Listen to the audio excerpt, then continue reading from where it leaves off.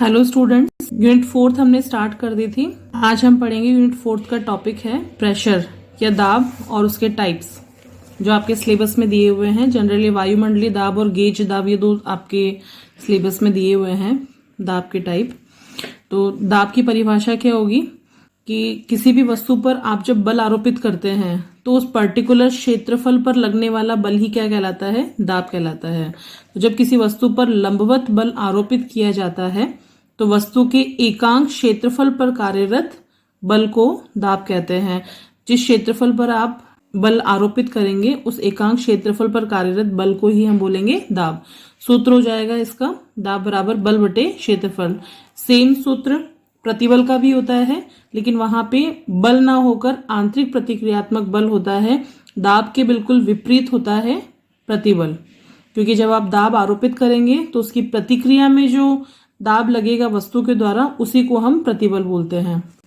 Pascal के अलावा दाब की और भी मात्रक हैं जो जनरली हमें देखने को मिलते हैं।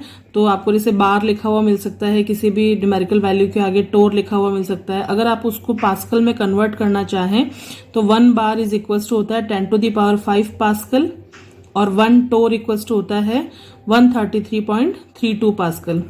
डायमेंशन निकालेंगे तो प्रतिबल और दाब की विमा समान होती है m1 L-1 T-2। आप यूनिट फर्स्ट को अगर स्टडी कर रखी है आपने तो आप यहाँ से दाब की विमा निकाल सकते हैं सूत्र का यूज करके। नेक्स्ट टॉपिक है आपका वायुमंडलीय दाब। हमें पता है वायुमंडल आप किसे बोलेंगे? पृथ्वी की सतह से ऊपर जो भी गैसों का आवरण है वो पूरा वायुमंडल है।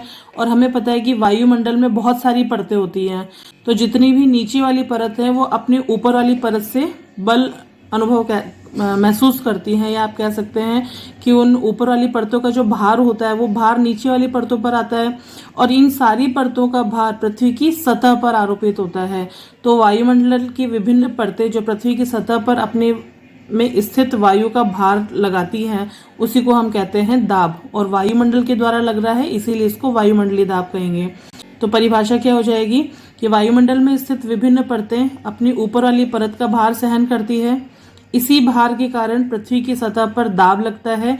इस दाब को वायुमंडलीय दाब कहते हैं। अब हमें वायुमंडलीय दाब का सूत्र निकालना है या उसकी वैल्यू फाइंड करनी है। तो हमने वायुमंडल में एक वायु स्तंभ की कल्पना कर ली है कि एक वायु स्तंभ है। इसकी लंबाई हमने माना कि वायुमंडल की जो बिल्कुल ऊपरी सतह है वहां तक है। कितनी है हमें नहीं पता, तो हमने L लेंथ इसको दे दिया है कि इसकी लंबाई जो है वो L है। इसको पृथ्वी की सतह से कुछ ऊंचाई पर हमने एज्यूम किया है कि यहाँ पे ये बेलनाकार वायु का स्तंभ है जिसमें कि वायु भरी हुई है।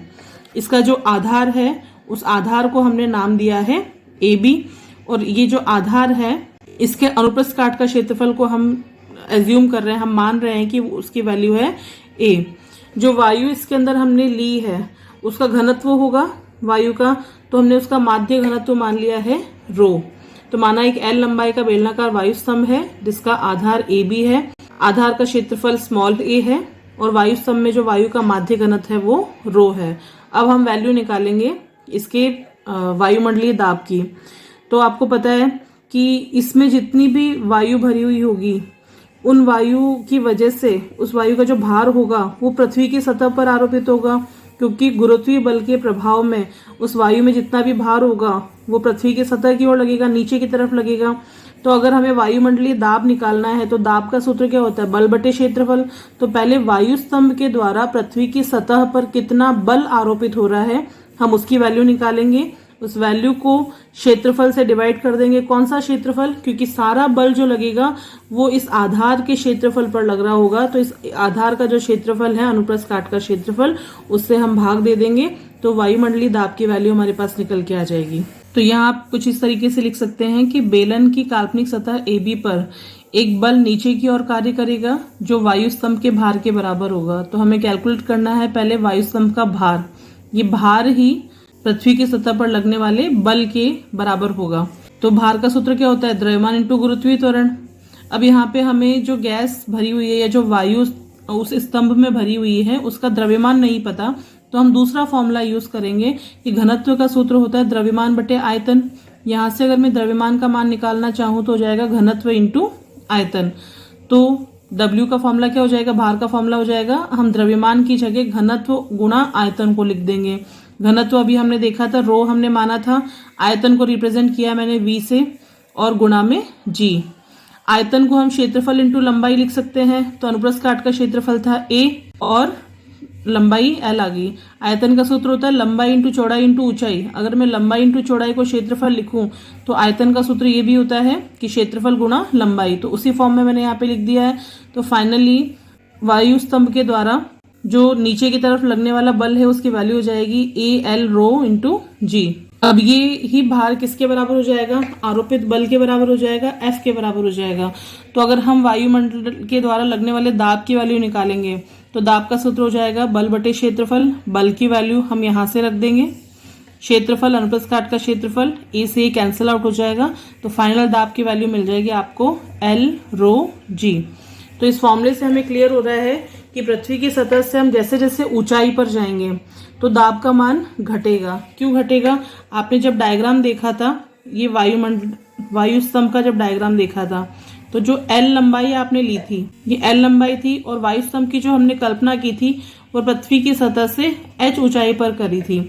तो जो दाब का मान है, जैसे जैसे लंबाई बढ़ेगी दाब का मान बढ़ेगा, लेकिन आप पृथ्वी की सतह से जैसे जैसे ऊंचाई पर जाते जाएंगे वायु स्तंभ की लंबाई घटती जाएगी। मतलब ये पार्ट जितना पृथ्वी की सतह पर दाब डालता, आप इससे ऊपर पहुंचते जा रहे हैं तो इस वायु स्तंभ का जो दाब होगा वो धीरे धीरे घटता जाएगा, क्योंकि आप ऊंचाई को बढ़ा रहे हैं ना कि लंबाई को। पृथ्वी की सतह से ऊंचाई बढ़ेगी तो वायु स्तंभ की लंबाई घटेगी, और लंबाई घटने की वजह से वायुमंडलीय दाब का मान भी घट जाएगा। नेक्स्ट टॉपिक है आपका गेज दाब या गेज प्रेशर। तो जैसे वायुमंडल के द्वारा पृथ्वी की सतह पर जो दाब लगता है वो वायुमंडलीय दाब है, लेकिन हमें पता है कि पृथ्वी की सतह से अगर हम कुछ गहराई पे भी जाते हैं, किसी गुफा में जाते हैं या कुछ भी, तो पृथ्वी के सतह से अगर हम डीपली कहीं जा रहे हैं तो वहां पे भी हमें थोड़ा प्रेशर फील होता है। पृथ्वी की सतह से गहराई पर जाने पर वायुमंडल के द्वारा लगने वाले दाब के अतिरिक्त जो दाब लगेगा उसी को हम क्या बोलेंगे, गेज दाब बोलेंगे। तो पृथ्वी की सतह से गहराई पर जाने पर भी दाब के मान में परिवर्तन होता है। पृथ्वी की सतह से गहराई में जाने पर वायुमंडल के अतिरिक्त लगने वाला दाब गेज दाब कहलाता है। गेज दाब का मान निकालने के लिए हम एक द्रव में द्रव स्तंभ की कल्पना करते हैं।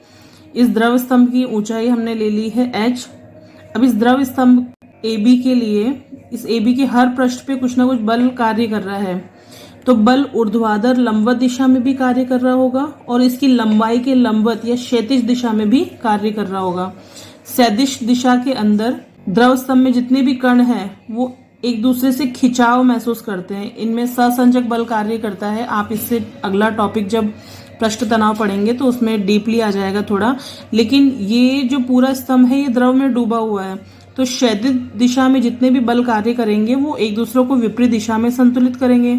लेकिन ऊर्ध्वाधर दिशा में जो बल कार्य कर रहे हैं, तो इस स्तंभ के ऊपर ये जो पृष्ठ है, इसका ऊपर वाला जो पृष्ठ है, इस ऊपर वाले पृष्ठ के ऊपर द्रव की लेयर बहुत कम है, तो ये उसके ऊपर कम दाब डाल पाएगी, जबकि नीचे जो ये द्रव है ये इस पे ज्यादा दाब आएगा। ऊपर वाले सारे द्रव का दाब इस पृष्ठ के ऊपर आएगा। तो यहाँ पे जो बल कार्यरत करेंगे, दूसरा एक चीज इसमें भार बल भी हो जाएगा। ये जो भार बल है इसकी दिशा भी नीचे की तरफ होगी, तो ये बल एक दूसरे को संतुलित नहीं कर पाते हैं। तो हम साम्यावस्था की स्थिति लेके ऊर्ध्वाधर दिशा में जितने भी बल लग रहे होंगे उनको उनकी दिशा के अनुरूप उनका योग करेंगे और फिर गेज दाब का मान ज्ञात करेंगे। हमने मान लिया कि इसके ऊपरी पृष्ठ पर लगने वाला दाब है P1, निचले पृष्ठ पर लगने वाला दाब है P2, और बीच में जो इसमें पानी भरा हुआ होगा, द्रव भरा हुआ होगा, उसका भार होगा mg। उसकी दिशा भी कहाँ होगी, नीचे की तरफ होगी। तो पहले हम थ्योरी देख लेते हैं कि थ्योरीज के लिए आपको कितनी लिखनी है। माना एक बेलनाकार स्तंभ, बेलनाकार आप द्रव स्तंभ भी कह सकते हैं। माना एक बेलनाकार द्रव स्तंभ जिसकी ऊंचाई h, अनुप्रस्थ काट का क्षेत्रफल a तथा घनत्व रो है। माना P1 तथा P2 द्रव के ऊपरी फलक A और निचली फलक B के क्रमशः दाब हैं। P1 और P2 ऊपरी फलक A और निचले फलक B के दाब हैं।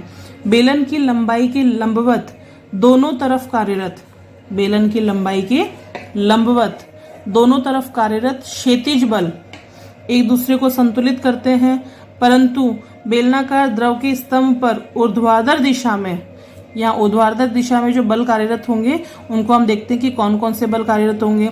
अब हमें दाब का फॉर्मूला पता है कि दाब का फॉर्मूला क्या होता है, बल बटे क्षेत्रफल। तो फलक, ऊपर वाले फलक के लिए अगर मैं दाब का फॉर्मूला निकालूंगी तो क्या हो जाएगा, F1/A, क्योंकि इनके अनुप्रस्थ काट का क्षेत्रफल तो हमने A माना है, तो वही अनुप्रस्थ काट का क्षेत्रफल A इसका होगा, वही क्षेत्रफल A इसका होगा। तो P1 की वैल्यू क्या आ जाएगी, F1/A। यहाँ से P1 पर आरोपित बल की वैल्यू अगर हम निकालना चाहेंगे तो वो क्या आ जाएगा, P1 गुणा A। अब ये पृष्ठ कहाँ स्थित है, ऊपर की ओर, तो इसमें जो बल लग रहा होगा इसकी दिशा कहाँ होगी, नीचे की तरफ। सिमिलरली अगर मैं P2 की वैल्यू निकालना चाहूंगी तो F2/A, तो F2 की वैल्यू हो जाएगी P2 गुणा A। ये दाब के सूत्र से यहाँ से F1 और F2 की वैल्यू निकाली गई है।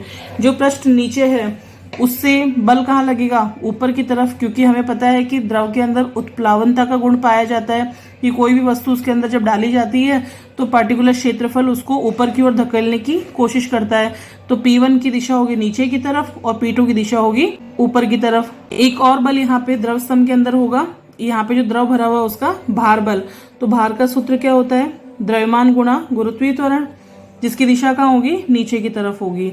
हमने माना है कि काल्पनिक बेलनाकार द्रव स्तंभ साम्य अवस्था में है। साम्य अवस्था मतलब स्थिर अवस्था में है, और साम्य अवस्था के अंदर किसी भी वस्तु पर आरोपित सभी बलों का बीजगणितीय योग शून्य होता है। बीजगणितीय योग मतलब कि उनकी दिशा के साथ में योग। अगर मैं किसी एक दिशा को पॉजिटिव मान लेती हूँ, उसके विपरीत अगर कोई दूसरी दिशा में बल आरोपित होगा तो वो नेगेटिव साइन के साथ में जोड़ा जाएगा। तो यहाँ पे P1 को अगर मैं जो दिशा है वो पॉजिटिव लेके जाती हूँ तो यहाँ पे F1 बल आरोपित है, F1 पॉजिटिव हो जाएगा, भार पॉजिटिव हो जाएगा, लेकिन F2 यहाँ पे नेगेटिव हो जाएगा। तो मैं इसको बीजगणितीय योग जब करना चाहूंगी तो इस तरीके से भी कर सकती हूँ कि F1 plus W minus F2 equals to 0। साम्य अवस्था में किसी भी वस्तु पर आरोपित सभी बलों का बीजगणितीय योग शून्य होता है। या आप ये कह सकते हैं कि साम्य अवस्था में किसी भी एक दिशा में कार्यरत बल दूसरी दिशा में कार्यरत बल के इक्वल होते हैं। तो आप F2 को उधर लेके चले जाओगे तो वैसे भी ये पॉजिटिव हो जाएगा। तो आप लिखेंगे इसको F1 plus W equals to F2। F1 और W की डायरेक्शन सेम है, F2 की डायरेक्शन डिफरेंट है। आपने अभी जो वैल्यूज निकाली थी F1, F2 और W की, उन वैल्यू को हम यहाँ रख देंगे। F1 इक्वल्स टू था P1 इंटू A, W भार बल mg, और F2 हो जाएगा P2 इंटू A। P2 को यहीं रहने दो, आप P1 को इस तरफ लेके चले जाओगे और A को कॉमन ले लोगे तो P2 माइनस P1 गुणा A आ जाएगा, इक्वल्स टू क्या हो गया, mg। तो इस टर्म को मैंने कुछ यहाँ लिख दिया है, P2 माइनस P1 गुणा A सेम है, और mg यहाँ पे आ गया आपका। A जो यहाँ पे कॉमन आ रहा है उसको मैं इधर अपॉन में लेके चली जाऊंगी तो mg अपॉन A आ जाएगा, P2 माइनस P1। द्रव्यमान आपके पास में है लेकिन द्रव्यमान आपको पता नहीं है कितना है, तो हम इसको घनत्व वाले सूत्र में कन्वर्ट कर देंगे। घनत्व का सूत्र होता है द्रव्यमान बटे आयतन। तो यहाँ से द्रव्यमान का सूत्र क्या हो जाएगा, घनत्व इंटू आयतन। तो द्रव्यमान की जगह मैंने वैल्यू रख दी है घनत्व इंटू आयतन। आयतन को मैं अब क्षेत्रफल गुणा ऊंचाई के रूप में लिख सकती हूँ। तो ये A इंटू H आ गया, क्योंकि द्रव स्तंभ की जो लंबाई है उसको हमने H लिया है। तो आप आयतन को लिखेंगे A इंटू H। रो और G एज इट इज है, आपने डिवाइड किया हुआ इसको A से, अपॉन में A था, A से A कैंसिल आउट हो जाएगा। तो P2 माइनस P1 की वैल्यू हो जाएगी रो H G। तो P2 कौन सा पृष्ठ था, निचला पृष्ठ था B वाला, इसके ऊपर लगने वाला दाब था। P1 का था ऊपरी दाब। तो ये दोनों पृष्ठों के बीच का दाब है।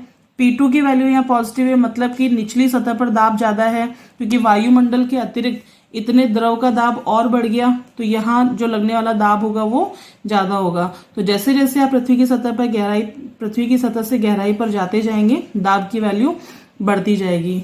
यहाँ पे अगर हम कंडीशन अप्लाई करें कि P2 की वैल्यू ग्रेटर है P1 से, तो क्लियर है, यहाँ से भी क्लियर हो रहा है कि P2 की वैल्यू ग्रेटर है P1 से, तो द्रव के अंदर का दाब द्रव की खुली सतह पर दाब से अधिक होता है। एक कंडीशन हम यहाँ पे अप्लाई करते हैं कि अगर गुरुत्वीय त्वरण G की वैल्यू 0 कर दी जाए, दैट मीन्स कि अगर गुरुत्वीय प्रभाव एब्सेंट है, वहां पे अनुपस्थित है, तो उस स्थिति में इस पूरे टर्म की वैल्यू 0 हो जाएगी। तो P2 बराबर P1 हो जाएगा कि गुरुत्वीय प्रभाव की अनुपस्थिति में द्रव के प्रत्येक बिंदु पर दाब का मान समान होगा। P2 पर भी वही मान होगा, P1 पर भी वही मानूंगा। तो ये जो वैल्यू निकल के आई है वो आपकी गेज दाब की वैल्यू है। नेक्स्ट टॉपिक में हम स्टार्ट करेंगे पृष्ठ तनाव, वो भी बहुत इंपॉर्टेंट टॉपिक है और उसमें हम सारी जो प्रॉपर्टी पढ़ेंगे वो लिक्विड के बारे में पढ़ेंगे। वो आपके यूनिट का सबसे लास्ट सेक्शन होगा जिसमें कुछ टॉपिक हैं, 3 से 4 टॉपिक हैं। Thank you students.